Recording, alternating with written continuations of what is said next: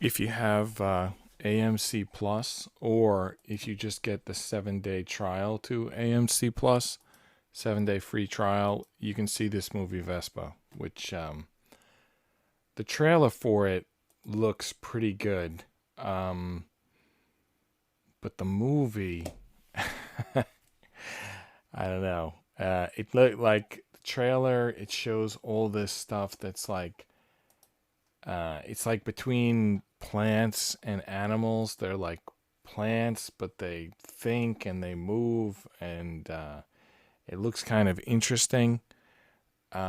Something about it makes me think of this movie, Stalker, this like 40-year-old movie.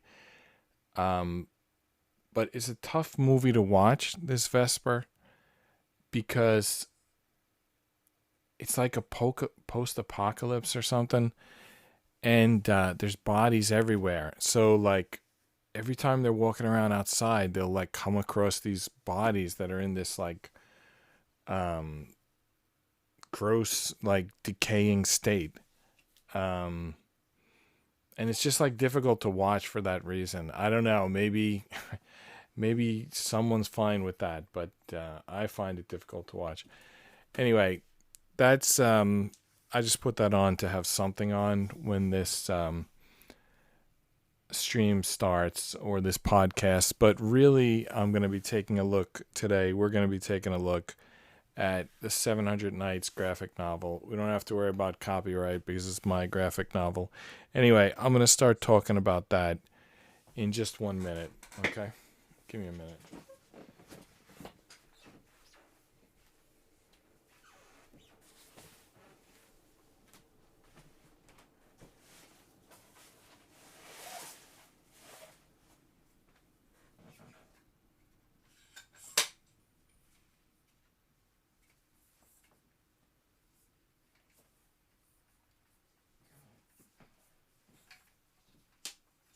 Setting up the green screen. I hit go live before doing that, which is I shouldn't have done that, but anyway, it's just going to take a second.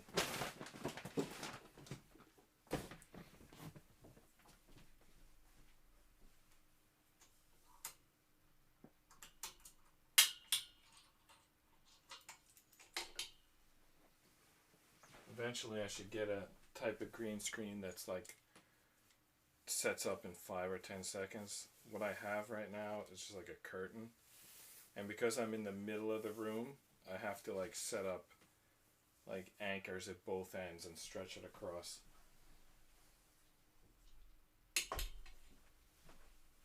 Alright, one side is up.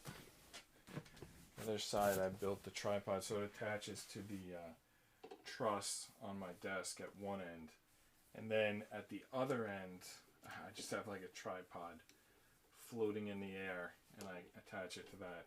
Well, it's not floating in the air, it's sticking in the air.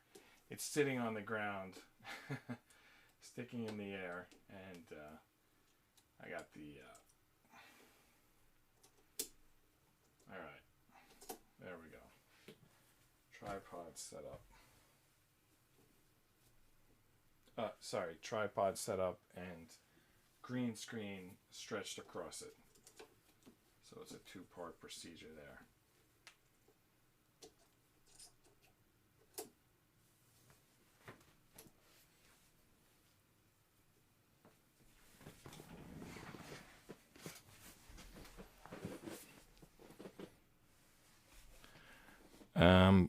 Looks like it's not perfect.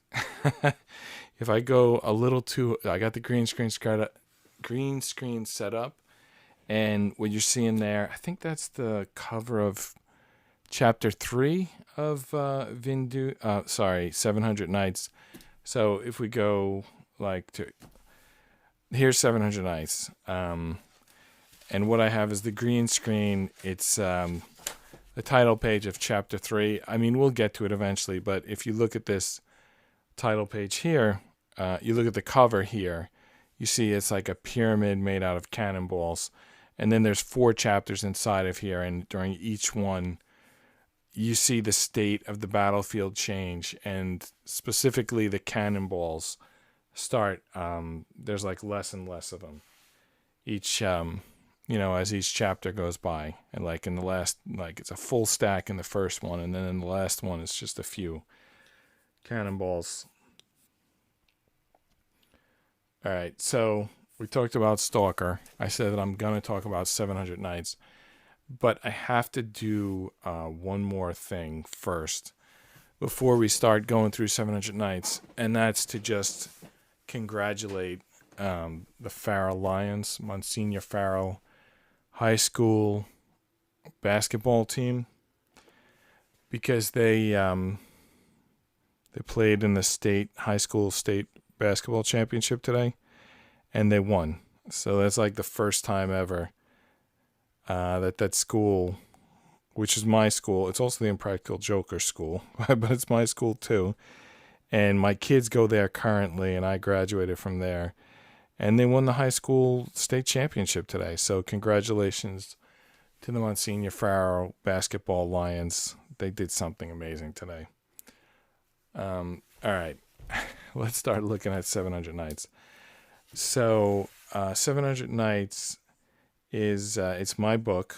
It started off as a Kickstarter project. I'm the writer, and I live on Staten Island. And the artist is the main artist was Manna, who also lives on Staten Island, and he's written books for Marvel and DC over the years.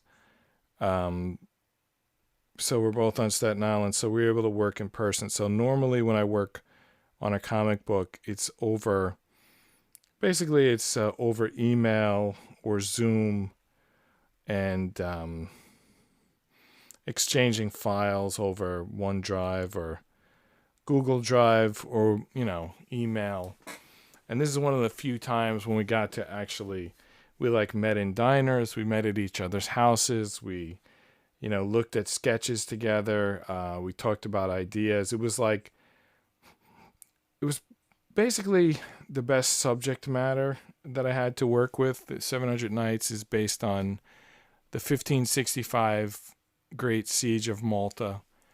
I'll talk about that as we go along. So it wasn't my first book. I think maybe it was my third book. So it had an artist who'd worked for Marvel and DC. I had some experience writing. It was based on a real life story, so I couldn't really go mess up the story. This is evidenced through basically when this was released. It wasn't in the stores. It was just on Kindle and Kickstarter. Let me just go here, show you really quickly. The Kickstarter, it was I think it was my most successful Kickstarter. So how many backers? 101 backers. I mean, $727, 101 backers. So that's not really a big deal. I mean, last night we had G-Doc Swift, who his Kickstarter going on right now. It's BattleTech, and I think they were over 5 million last night. I don't know how many millions they're up to today, but they were already at 5 million on their fourth day, so they're going to go even higher. But for me, it was my first project with over 100 backers. It might still be my only project. I don't recall. But the real success for this came when it was released on Kindle, because I did a 5-day promotion where anyone could download it from Kindle for free, during those 5 days. They could download it then, they could read it at any time. So there were about 30,000 downloads in those 5 days. And maybe for some people, that's a normal number, but for me, that's an amazing number. I mean, my comics, just going forward, they make maybe $50 to $100 per year. And that's usually let's say if I make $100 in a year, then $75 will come from 700 Nights. So this is the best comic I've ever done, basically. if you can believe that. So the best video that I've ever done was the Frankie Four-Leaf St. Patrick's Day video, And the best graphic novel I've done to this point is 700 Nights. So we're going to take a look at 700 Nights today. We're going to get started right now. All right. I think this camera 2 is probably going to be the main camera for looking at this book. So right here on the first page, we have a quote, "Nothing is better known than the Siege of Malta." And that quote is from Voltaire. So obviously Voltaire is a very famous guy. He says nothing's better known from the Siege of Malta. And the way this works out is that the Great Siege of Malta has been written about so many times that I could basically do whatever I wanted with the story, and no matter what I wrote, there'd be articles that back it up and act like... Basically, there are things in here that I wrote first and found the references for second, because there's so many different retellings of this Great Siege of Malta that, however you want to tell it, it probably, exists. All right, so first page, at over 900 years, the Knights of Malta are the oldest chivalric order in the world today. They're basically knights like you see in movies. Dedicated to my son and nephew, who are both in the Marines at the time. Some of the artwork on this was done by me, and a lot of it was done by my wife, but the bulk of it was done by Manna, and the coloring was done by Santosh Pilawar, who also worked on Electromagnet with me. All right, so chapter 1, and here we see that cover again. That stack of cannonballs that's going to get lower and lower as the book goes on, as the chapters go forward. So I'm going to flip through and you can see the art, but I'll basically explain the historical story. You probably know how the Knights started. They made their way to Jerusalem, and they built forts along the way. By the way, the first line in this book is "Jerusalem is lost." I don't know if I can get that on camera here. The first line of the book says, "Jerusalem is lost. Sultan Suleiman the Magnificent found Jerusalem worth the price of conquest and added the city to the Ottoman Empire." So the knights, they fought, the territory was already in, it could be Ottoman Empire hands, or you could just think of it as the Muslim world, or maybe the Arab world, or the Ottoman Empire, however you want to think of it. Basically,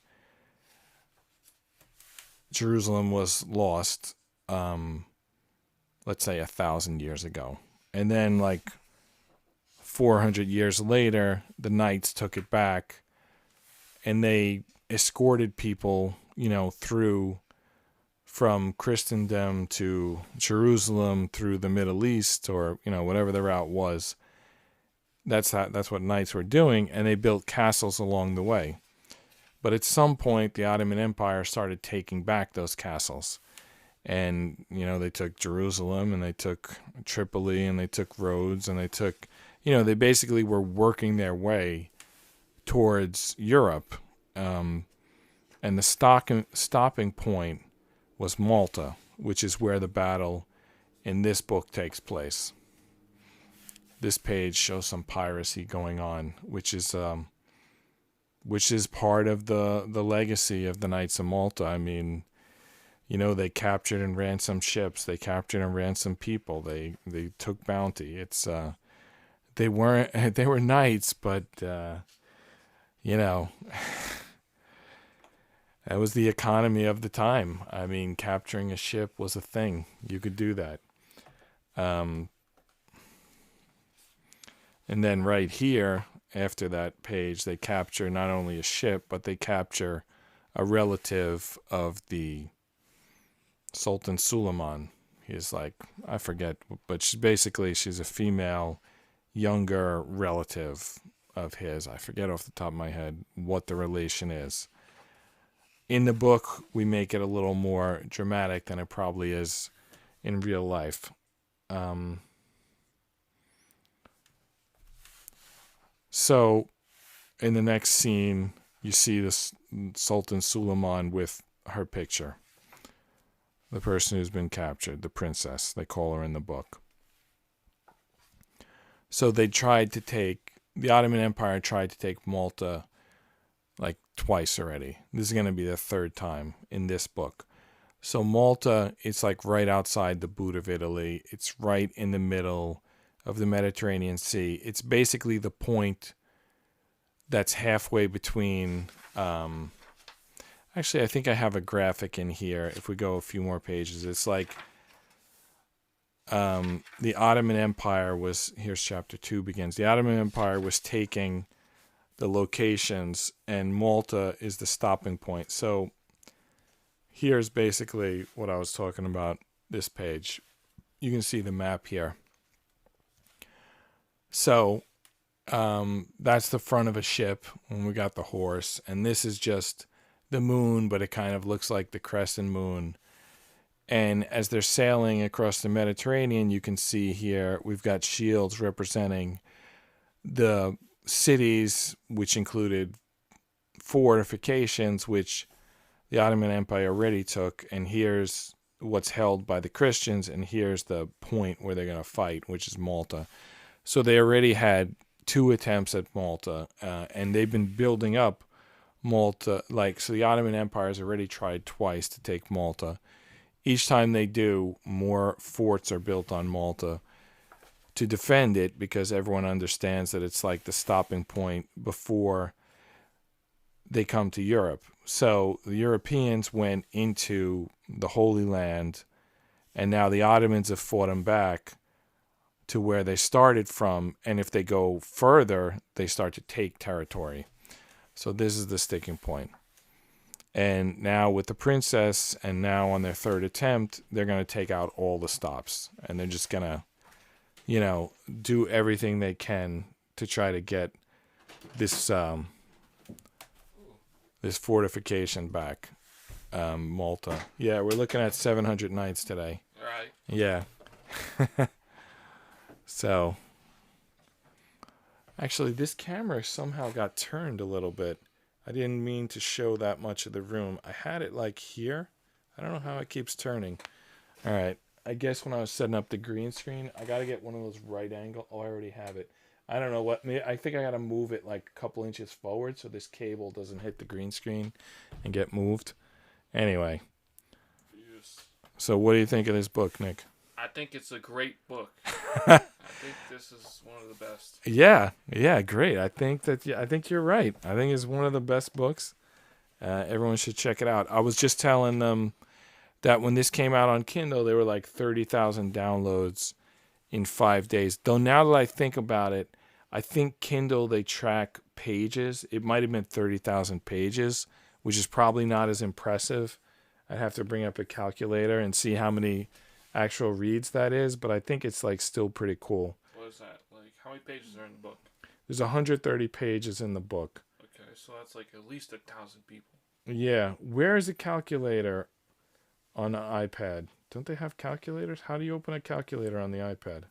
It's probably an app on the App Store. Just go on this Google or something, look up calculator. Okay. So we're just going to go on Google and type, 30,000 divided by 130 pages. It might have been like not exactly 30,000, but 30,000 divided by 130 equals 230. Wow, is that all? Only two. That sounds horrible. That's 230. Wow, that's horrible. Only 230 people read this book. Okay, well, I think it was more than 30,000. It might have been 30,000 a day for 5 days. But so then in that case, it would be over 1,000. I don't remember the exact numbers. I'd have to look it up on Kindle. Anyway, some people read this book. It's my best read book, but it might not be that great. And some of the people in here, they backed the Kickstarter. So, for example, this guy, I think there's like 8 people. 8 of these knights were based on people who backed the Kickstarter, and this is one of them right here. And this guy told me that he's in real life, I think he was from Netherlands or something like that. Anyway, he's 6'8" in real life, the backer. So I had to try to make him look tall. I don't know if it was succeeded. Actually, Lou drew this page, but I don't know. There's references to 2 meters. I don't know if people catch that. I should point out when I show. 2 of them are actually in the mission that kills Dragu Reese. Oh, spoiler alert! Dragu Reese dies in this book, and it's actually 2 of the backers who are used as those knights. This guy is another backer. In fact, this guy, his photos that he sent me for reference were from like Renaissance Fair. So this guy was ready to to be a knight. This guy, he probably liked the idea, because I only charge like $25 and you get your picture in the book. And, a guy who goes to Renaissance Fair, probably those tickets probably cost like $150 or whatever. Or is Renaissance Fair free and you just pay through the stuff you buy from vendors? I don't know. Here's 2 pages that my wife, Nadia, drew. I think it's 130 pages. I don't remember how many Lou drew. You probably can figure it out based on it. Maybe there's 4 chapters. Maybe he did like 22 pages per chapter, which actually leaves like 38 pages left, or no, 42 pages left for someone else to draw. But a lot of them are like maps and chapter headings. Those don't really count as drawn pages. But here's 2 drawn pages. And it's a 2-page spread. And there's at least one other 2-page spread. This next page also was drawn by my wife. And some people have noticed and said in the comments that the art is inconsistent. And yeah, it's you can tell that it's 2 different hands. But you know what? Marvel and DC do the same thing, so I'm not going to worry about it too much. I think it's a nice book. Okay, so here's one of the pages. It's like an overview of the city, made to look like old paper, and it says 1565 Malta. So anytime you see one of these scroll pages, I did it. And then this page here is one that my wife drew again. I think what you can see in this page is they're like separate. They're like, how many panels are here? 1, 2, 3, 4, 5, 6. They're like 7 separate panels, which is intentional. I mean, I scripted it this way, but it's not like sequential panels of comic art as it is in the page that Lou drew. But this is not here. This is here with purpose. It's kind of like a montage. You can do that in comics sometimes. Wow, it's like 4 pages in a row. We're not done by Lou. So Lou's art ends here. Then I did this page. Then my wife did these 2 pages. And then I did this page. But the way I did this page is interesting. So the cannonballs I just made. These 2 characters, they're cut and paste of characters that Lou drew in other places. And then the landscape, that's just something. I just basically drew a line. So I drew a line. I cut and paste like Lou's characters. I added a knife. I added some cannonballs. I might have had to add a leg to this guy and an arm to this guy and a hat, whatever. I basically took Lou's line art, cut and pasted, added a few lines, added a few cannonballs, and then I described to the colorist what the rest of it's supposed to look like, and he made the sun look this way and the clouds look that way and colored them that way. So I wish I had the original page to show you here, but it's incredibly simple.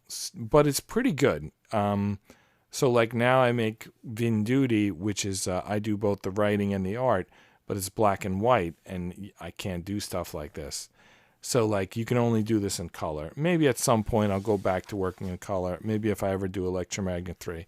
So here's page 3 from the book. So there's page 3. And there's the cover of page 3 behind me. Did I mess up the green screen here? What does it seems like? It's like incomplete or something. Not sure what's going on there. Yeah, I think I messed this up a little bit. Okay, there we go. That's a little better. Now it messes up on the other side. All right, I messed up the green screen. I'll do better tomorrow. I'm still like learning this setup a little bit. All right, let's just go back to the book. So now, if you remember the cover, it was the cannonballs all stacked like in a pyramid. And now by the cover of chapter 3, now, hold on, the cover of chapter 3, okay. Now the cannonballs are mostly gone. There's a little corner here where it's made like a mini pyramid. There's like a smoldering pit here, and it's nighttime. And this is, again, if you can believe it, I did the art for the cover, and I did the art for the cover of all the mini chapters. But again, it's pretty simple. I'm just doing some lines for the ridge. I'm doing a line for a circle for the hole. I'm doing this, cut and paste cannonball job, and then I'm giving it to Santosh to color with instructions, and he's really the one bringing those pages to life. So if you've got a good colorist, you can get a lot done. The colorist can save you. That you can just do a stick figure, and they could shade it in such a way that it becomes three-dimensional. Here's a pretty cool section. So now we're getting into the fighting. And here's where Lou's work shines through. Because Lou is really good at A, having a million characters on the screen at once, B, having combat, and C, probably something he learned when he was at Marvel and DC, is to sell it with reaction shots.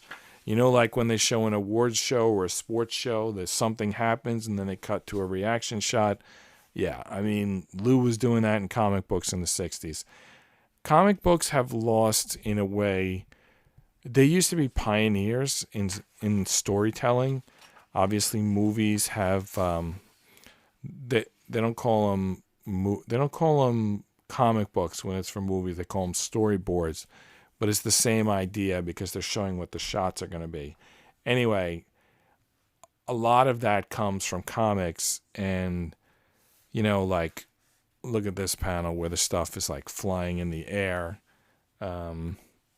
That kind of shows the action. Like, it's flying in the air, the pieces. So obviously that's an action shot. You've got this guy ducking out of the way.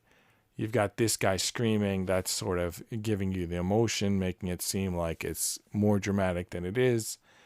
And again, if you look at the art, there's not that many lines going on. I mean, there's nothing too crazy here. It's more of a sales job than anything else. You're using the emotion on the characters' faces to sell this scene. But you're also, I mean, Lou draws the figures pretty good. I don't know if they're accurate. He's not like the type of person who studies like anatomical models or anything. He just knows how to make comic books. And you can see that here. So again, my writing was easy because it's based on history. I basically just had to word the action. I had to kind of plot which elements I'm going to pick and not. I might have exaggerated a few things, but basically it's based on history, so it has action built in. We've got a good colorist. We've got a good artist. I mean, once in a while, Lou will do a page that you're like, where did that come from? And this is one of them. I mean, it looks like some kind of superhero, and then there's another one right on this page. So, some really good stuff here. Some really good work.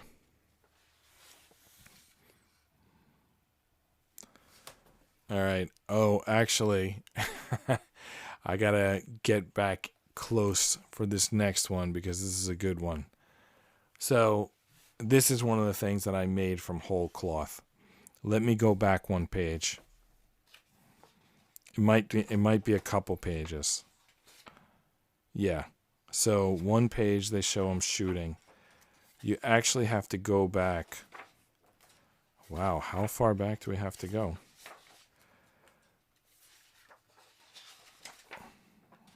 Here it is.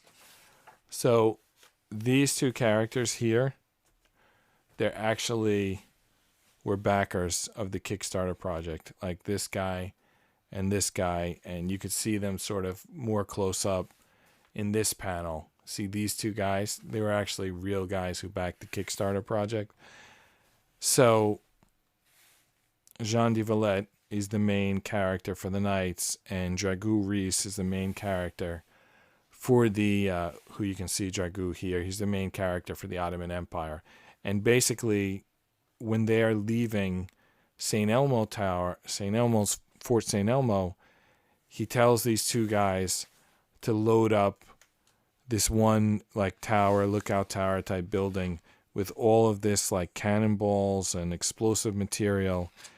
And then you advance a few pages till he gets to, Jean de Valette gets to the next fort, which is, I think, what is it, St. Angelo, which is ends up being the only one that stands. So Fort St. Elmo falls.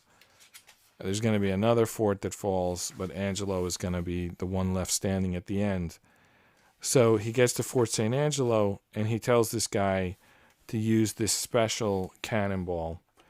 And it happens to look like, I don't know, that's like a car logo, right? I forget which car, or maybe it's like a pentagon. But the way this thing works is they call it a sparking charge. It basically breaks apart, and you'll see. So he's going to shoot this into that tower where they loaded all of the material. So Dragoo Reese is standing on the top giving a speech to all of the Ottoman Empire, and then this sparking charge goes into that tower. Everything explodes, and kind of a lucky break here, this piece of wood basically kills Dragoo Reese. So this guy who has cities named after him, coins minted after him, and one of the most famous men in history, he dies in this battle. And this is historically accurate. Maybe not the way that he died, that I did from whole cloth, but the fact that he died from battle injuries after they took St. Elmo. And I think that also just tells you how this is not an ordinary battle. First of all, it's very dramatic that Dragoo Reese dies, and that changes the course of history, but also he's been in a lot of battles before. He wanted that Elmo. I don't know what he did that led to him dying shortly after they took it, but it was something extraordinary. So, who takes over afterward is Mustafa Pasha. And if you notice here, he's actually wearing Dragoo Reese's mirror armor. Dragoo Reese, actually, Jean de Valette and Dragoo Reese, they both have like recognizable armor. Reese has the mirror armor, which has that like circle on the stomach, and then Jean de Valette has this, it's like these layered pieces that he basically can move in them. It kind of looks like Skeletor from He-Man, I think, has armor like that. Anyway, Jean de Valette, if you look up his picture, he wears that armor. And this mirror armor of Dragoo Reese, you can see, I think it's in a museum right now. So anyway, Pasha takes over. He's like a nephew of the Sultan, and he's known for being a great archer. And in this book, we say that he's the best archer in the history of the Ottoman Empire, and there are people who've claimed that. But, I think it's the sort of thing that you get if you're a good archer and you're also, the Sultan's nephew. I think there could have been a better archer out there, but the history books say he's the best archer, so we actually give him some chances to shoot in this book where he shows off his Hawkeye-like accuracy. The princess is saved, which I think is nice. It's kind of, in this way, it's kind of an interesting book. It's like the Knights won the war, but the Ottomans won the battle in which they secured the princess's safe return to the Ottoman Empire. So I think that it's kind of a happy ending. And the fact that Dragoo Reese died and Pasha took over, I mean, I think the writing was on the wall at that point, because now you had De Villette's tactics against Pasha's tactics, and it took a few days to make it official, but the Knights won. All right, so here's another stretch of art made at my house rather than by Lou, but it's basically, it's kind of like a lot of architecture, and it's a lot of non-moving stuff in the pages I did. I think this page is I think this is a cut and paste from Lou. This is drawn by my wife. This is an adapted cut and paste. And this, I don't remember where the background comes from, but I know that splash and that debris in the splash that I did myself. And then this is just drawn from reference art by my wife. And then obviously these pages I made. And then we're back here in Lou's work. Lou's style is very collage-ish, and it's kind of fitting that this book ended up being like the most popular book I ever did, because it also took the most work. So I don't remember what this page looked like when I got it, but it definitely didn't have this grid. Like, none of these pages had any of these grids. So I was constantly cutting and pasting into panels, and then that often meant I had to like stretch the art. This was basically my first experience, this book, on handling the art, because I had to make it fit cells. So it was like all collage style, like all overlapping, and then I had to like pull the art apart, put it into cells, and I often had to finish the backgrounds, or sometimes I even had to finish people's arms and legs. Maybe that's another reason why it's been called inconsistent. I actually was worried that when Lou saw the full book, that he would get mad, like, why did you touch my art? I mean, like, this is another one. I might have entirely put that hole in that building. I don't recall at this point. I'd have to check, the original files on the OneDrive. But anyway, this was another backer. But anyway, Lou didn't complain at all when he saw the book. And I'm guessing, having worked with Marvel and DC in the past, it's probably not the first time that art changed after it went to the editor. Not everything I did worked. I'll just tell you.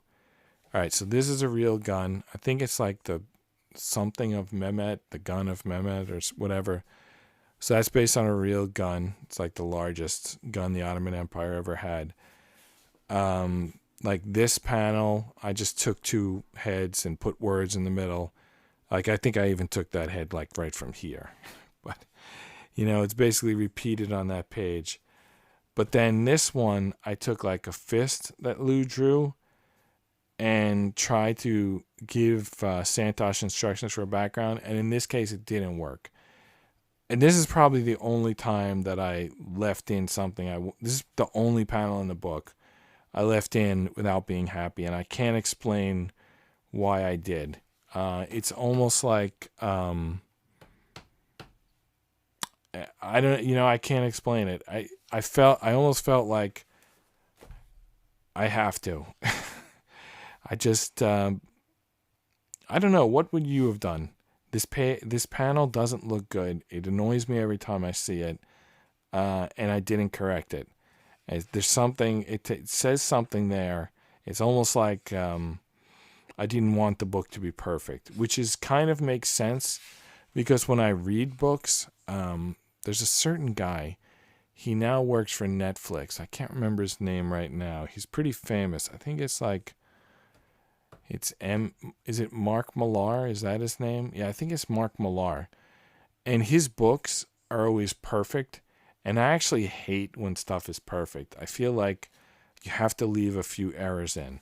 So I think that's like what was going on here. I just didn't want this book to be perfect. And I thought, like, all right, it's a little filler panel. It means nothing. And that's actually always been one of my philosophies. I used to talk when I was a computer science student major in college.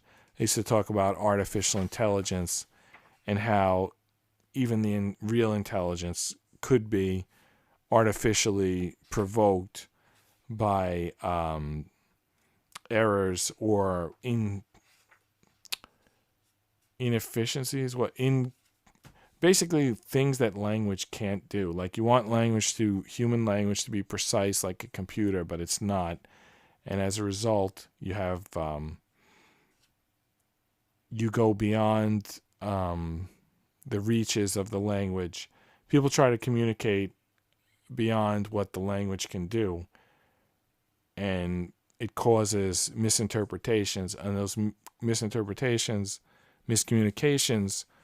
can cause new ideas to come into the thought process, and that could be the real intelligence. Like the mistakes could be the intelligence.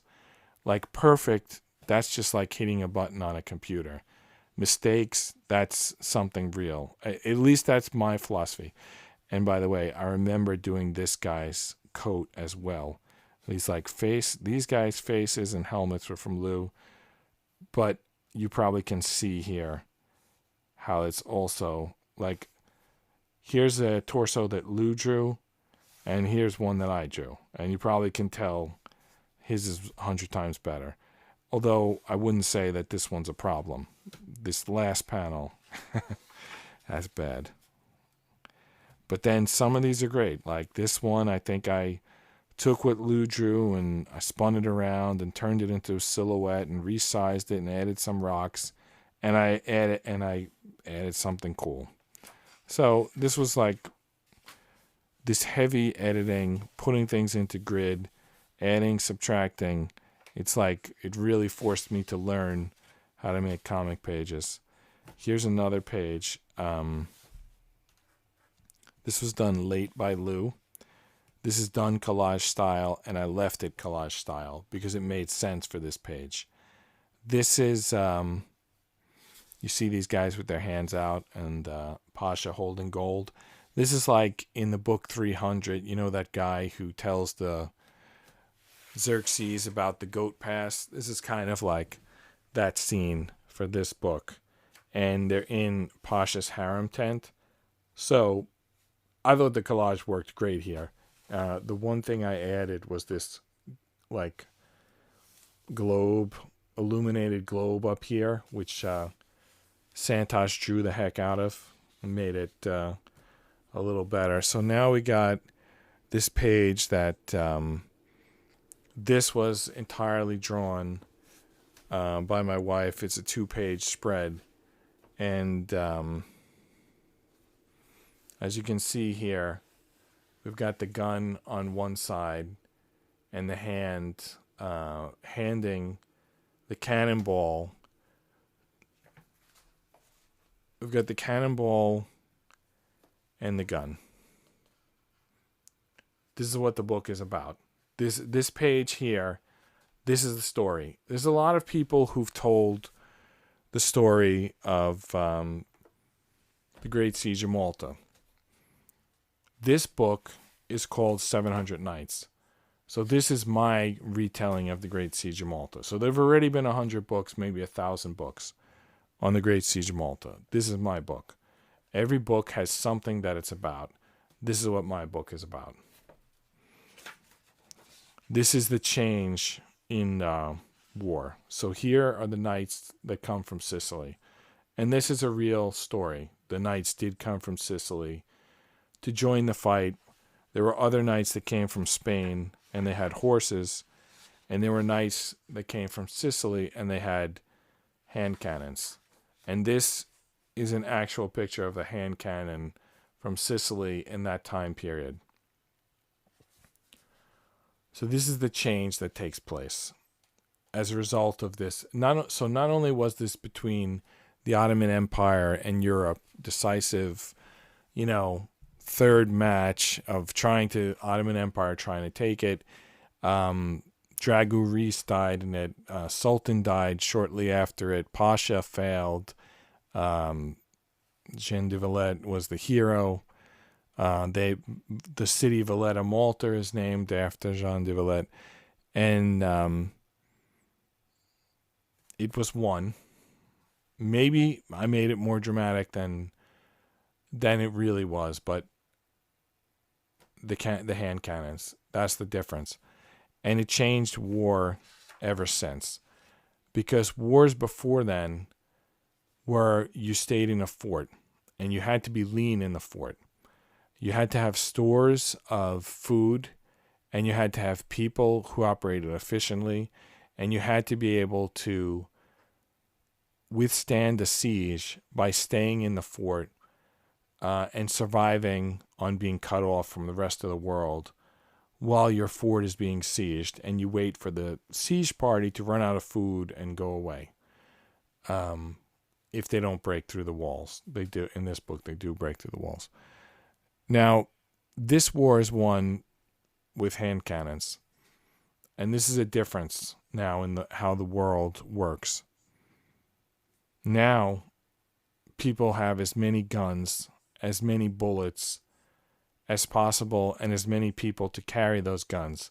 And they're not hiding out in forts. They're not finding one little place in the world that they're going to protect. They're now armies. This is how wars are fought now with guns. And I support the Second Amendment, but I also see how the world is different with guns. But the problem is that guns do exist.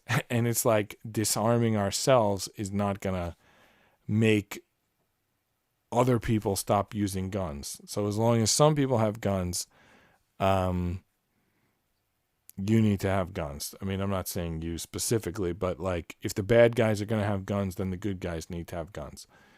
But it did change the world. And I think the change was, I don't want to sound like Thanos here, but the change was from winning by efficiency to winning by sheer numbers. And when you win by sheer numbers, your quality goes down. It's like quality versus quantity. More gun operators versus being able to stay in a fort and survive off of what you've built up since the last siege. You see how these are two very different goals. So it didn't just change war, it changed populations. Like the world is a different place since hand cannons started deciding wars. And there could become, are we entering a new era right now? I mean, what's going on with, is it bio-warfare? I don't know. They talk about that COVID. Did it come from a lab? I mean, maybe I wrote this book 450 years after the events, or 460 years, whatever, after the events. Maybe someone's going to write a book about, 2020, 460 years after the events. And I guess I'd be interested to read that book. I don't know if I'll be around. So anyway, here's the final pages. We have some good shots of the hand cannons in use, and we have some good reaction shots of Mustafa Pasha. Did we miss the let me go back one? Yeah, this is the good one. I like this one. He put on his coat and his hat because he thinks he's going to take Malta, and therefore he thinks he's going to be the next sultan. And instead, someone comes out and shoots a hand cannon with a little baby cannonball and knocks his hat off. I mean, it could have been much worse, right? But it was his hat. All right, so the battle's over. As you see, the Empire retreats. Mathurin Romegas twirls his mustache. He was on the good guy side, though I'm not sure he was a good guy. I shouldn't say this, but I think a lot about Trump with this guy. I was thinking about it when I created the book, and it's actually, I'm still thinking about it now. First of all, he just kind of looks like him. Second, he kind of acts like him. He's like rich when the other knights are knights, but he's like funding the knights. He's on the open seas doing, economic stuff rather than like running the knights. And when they name Jean de Valette as head of the knights, he thinks it's ridiculous, and he just claims himself to be head of the Knights, even though he's not officially in the record books as such. He just like decides that he is. Anyway, he was decisive in the battle. He was the Knights All-Star before the battle. He was an important player in the battle, but he never quite got the credit. But he got the money. It's a weird. He has a weird story, and for whatever reason, it reminds me of Trump. Here's a good shot of the Knights celebrating the battle, and sometimes this looks like a tree to me. Other times it looks like an explosion. I think it's supposed to be like smoldering ruins. I think why I leave it like this, it just looks cool. I don't know. Even though it's not really clear what's going on here, it's just like, like the final battle in Endgame. There's a lot of explosions going on. There's a lot of people everywhere. At some point, they're happy, and, the details in the background don't really mean a lot. You just understand the Knights won the battle. Or, Iron Man and the Avengers won the battle. All right, so they won. But Jean de Villette, he's kind of, at least the way he's interpreted in my book, I mean, he's kind of like an OCD type of character.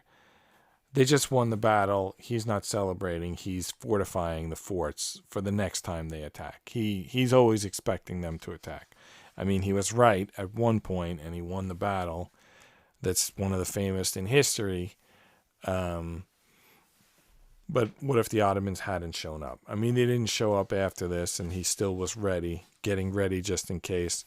So there's the real guy, and you can see his real armor with that...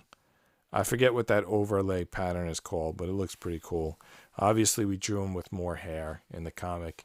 Here's JRYE. I think we drew him a little taller and in better shape in the book. I think we made him look cooler. He doesn't have the statue.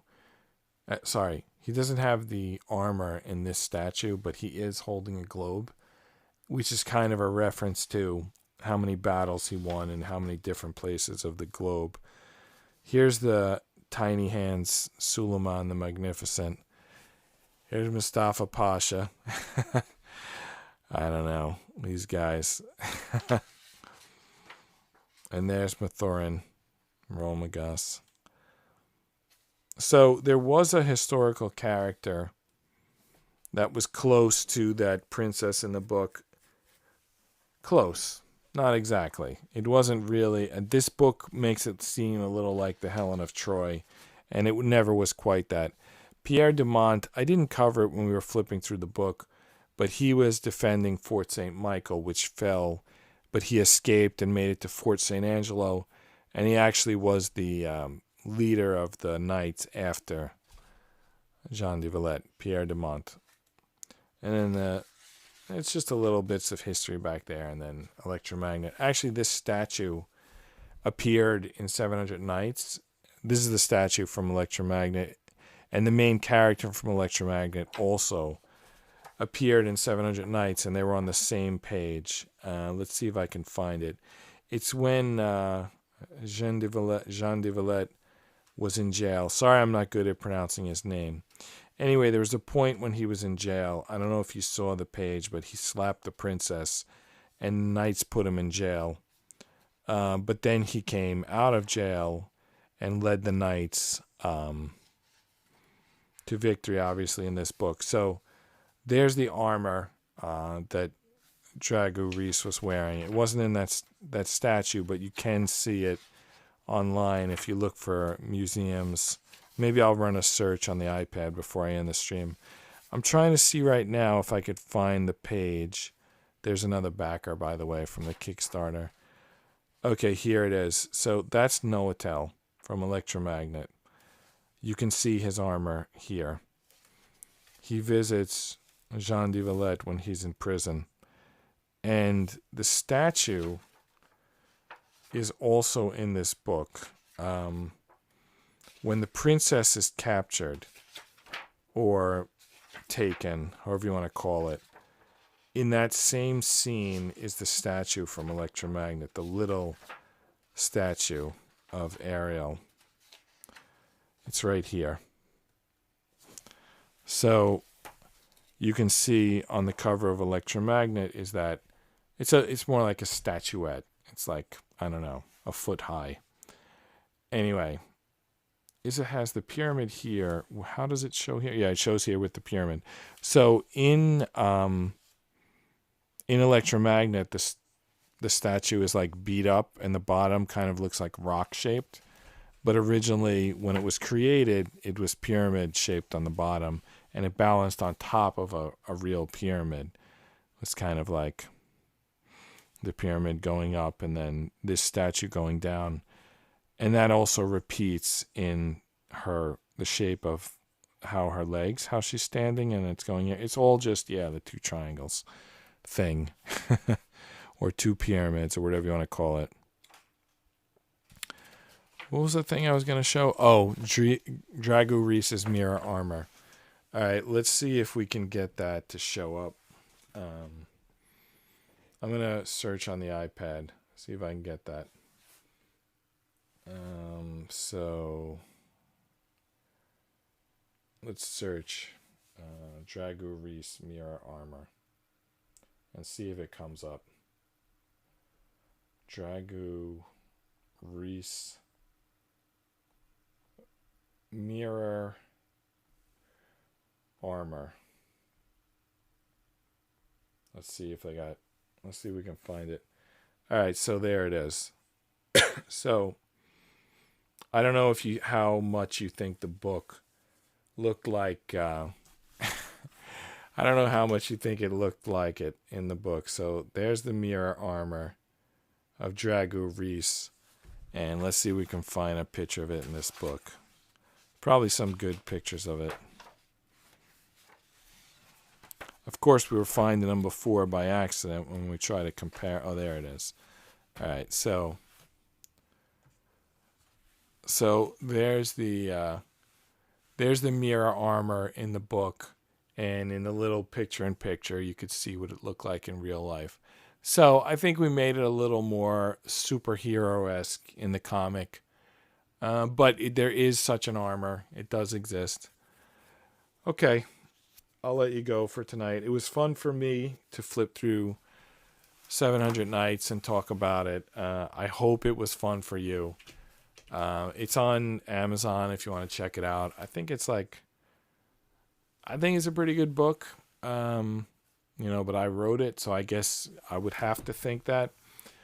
You can check it out. If you want to contact me, I can send you a free copy by PDF. Anyway, for tonight, good night. See you tomorrow.